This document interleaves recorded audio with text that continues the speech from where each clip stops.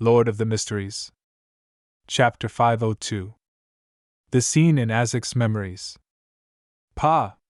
Klein stretched out his hand and caught the slightly heavy letter. The large skeleton messenger didn't stay, and it immediately disintegrated into a fountain of bones.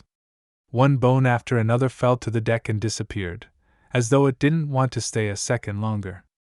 With the letter firmly in his hand, Klein didn't lower his head to examine it. Instead, he instinctively turned around and looked at the wooden staircase leading to the first-class cabins. He saw Donna and Denton with their eyes wide and mouths agape, as though they wanted to scream at the sight of the scene, but everything they saw was over before they could make a sound. As a result, they even wondered if they were hallucinating. The children who eat the special cured meat in Demir Harbor gain temporary spirit vision to a certain degree.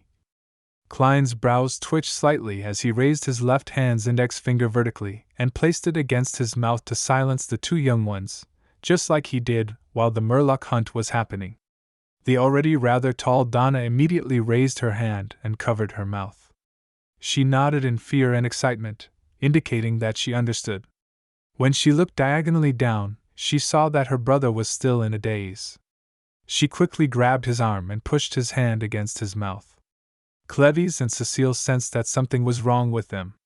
They stopped and looked at Klein, but they discovered nothing. Facing their stares, Klein calmly nodded and continued walking to his room. A gold coin had appeared in his hand without anyone realizing.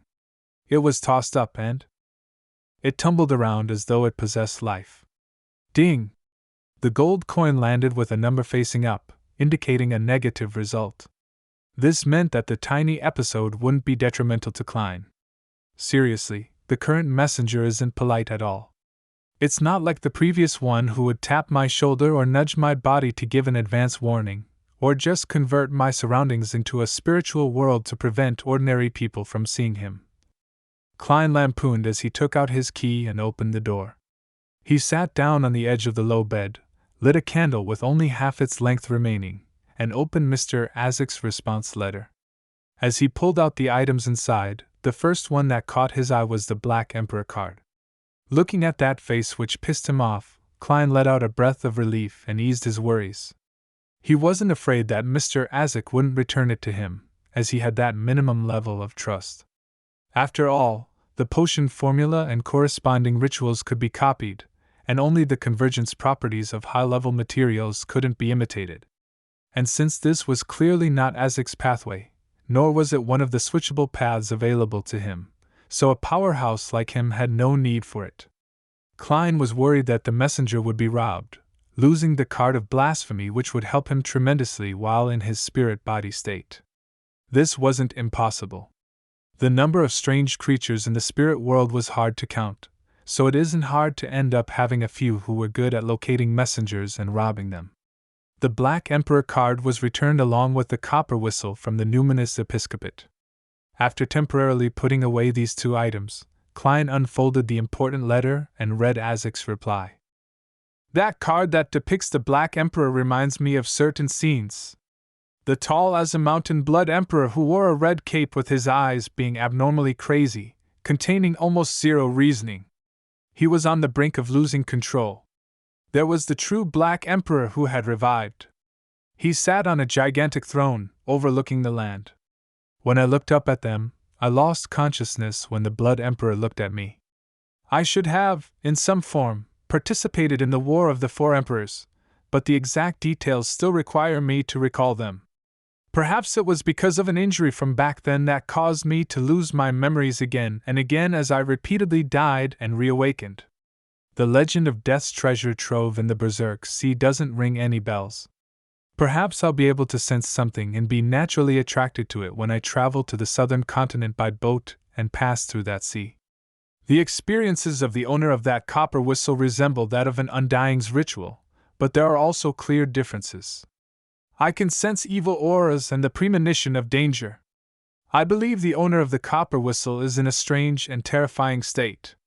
It's best that you don't blow that copper whistle and summon the messenger. This will bring extreme danger. We can make further attempts when I fully recover my memories and figure out what that experience really means. The feather left behind by the copper whistle's owner that you mentioned can be used in the domain of the undead. It's a unique material that's rich in spirituality. When I recall more, I'll organize the knowledge of some rituals and charms you can use with it for you. Speaking of this matter, I recall that you'd asked me about the method for ridding the mental corruption of a beyonder characteristic. This will likely need more time.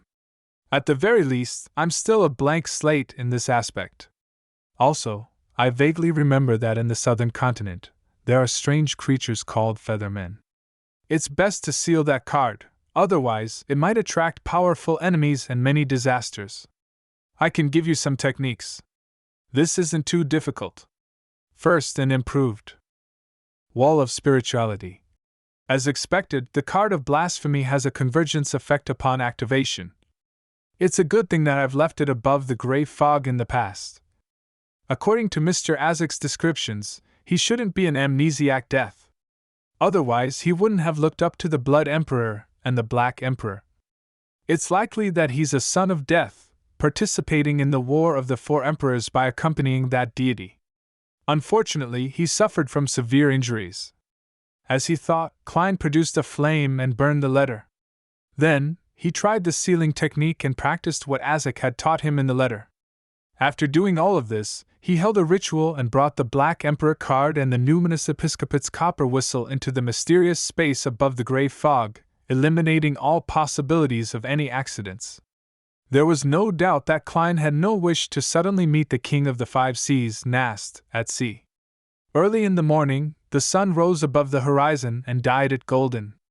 Klein went to the not-so-well-stocked second-class buffet cafeteria and ate 2 slices of toast with bacon and butter and drank a cup of lemon tea. After filling his stomach, he went to the deck to breathe in the fresh air and enjoy the beautiful early morning scenery. Then, he saw a drunk Captain Eland returning, his straight sword swaying. Thinking back to last night's incident, Klein came over and said without a smile, "Good morning. White Shark didn't cause you any trouble, right?" He should be able to determine that I'm a passenger of the White Agate.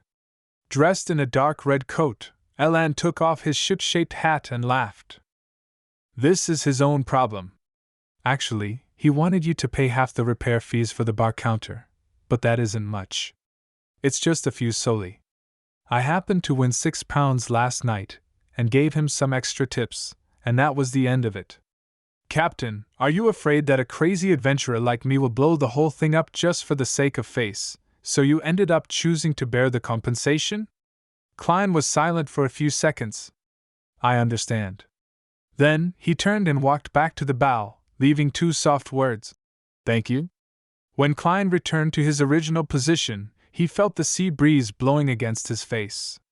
He slowly let out a breath, feeling that it was too goddamn hard to force a persona. After enjoying the wind for a while, he was about to return to the cabin when 2 figures suddenly appeared beside him. They were Donna and Denton. Cecile, who was in charge of protecting them, was a few paces away. Donna had obviously not slept well last night. Her eyes were puffy, and her face was gloomy, but she was in high spirits. She was obviously imitating Klein's taking in of the scenery, but her eyes were darting around nimbly. Just as Denton, who was in a similar state as her, wanted to speak, she spoke first. "Uncle, who was that last night?" As she spoke, she looked ahead without turning her head, but her body was trembling slightly, as though she was recalling the scene she had seen. "It was a messenger. You can think of him as a postman." Klein also didn't look at the 2 little kids as though he was talking about what he had for breakfast. "Messenger?" Denton almost lost control of the volume of his voice. "The world is so huge, so there's bound to be some strange creatures in this world. Trust me, although this creature looks very ferocious and terrifying, it's actually very gentle and professional. It just sent me a letter on behalf of a friend who's far away." Klein explained slightly, trying to describe the 4-meter-tall messenger as pitiful, weak, and helpless. After a night of panic, and because she hadn't been harmed in any way, Donna was much calmer. Her eyes lit up as she said, "Well, that's amazing. It's like listening to a story. Very cool." Denton also expressed his opinion. Then, he puzzledly asked, But why didn't anyone else see it? No one had any response. That's because your hearts are pure. Klein smiled. This was a white lie. After all, he couldn't just say that it was a problem with the special cured meat. That would only make the two curious little fellows fail to resist making attempts. This way, ignoring the fact that ingesting large amounts of it would cause one to fall ill, just randomly having spirit vision activated was a very dangerous matter. Even though Klein could now sustain the consumption of his spirit vision for a long period of time, he ultimately didn't dare keep it open. Sometimes, seeing things he shouldn't have seen could lead to madness or death. See, can we have a messenger of our own? Donna asked, curious and excited. That will depend on luck, Klein answered simply and calmly. He couldn't help but lampoon inwardly. I don't even have a messenger of my own. In order to obtain a messenger, he had to design an accurate summoning ritual and prepare the corresponding spirit world creature contract. This was a specialized field of knowledge, and randomly doing so could easily summon something bad, so Klein didn't dare to recklessly try it. Yeah. Donna looked forward to it. Then, she said in a tiny voice, Uncle, we'll keep this a secret for you. Beside her, Denton nodded solemnly. At this moment, a new passenger that intended to board in Demir Harbor carried his suitcase as he walked onto the deck. After sending the telegram, Blazing Danitz considered that the captain might instruct him on certain matters. So he decided to cut the holiday short and await orders at the capital of the Rörsted archipelago. Through his own channels, he had obtained a ticket, put on a wig, blackened his eyebrows, and easily boarded the White Agate, waiting for the liner to blow its whistle. Sigh, as Emperor Roselle said, capable people always have to do a little bit more work. As Danitz walked towards the cabin, he looked around leisurely. Suddenly, he saw a familiar figure. It was a young adventurer in a black coat, gentle in appearance and mad in nature. He was standing at the bow of the ship, beaming at him like a gentleman. The muscles in Danitz's face began to stiffen,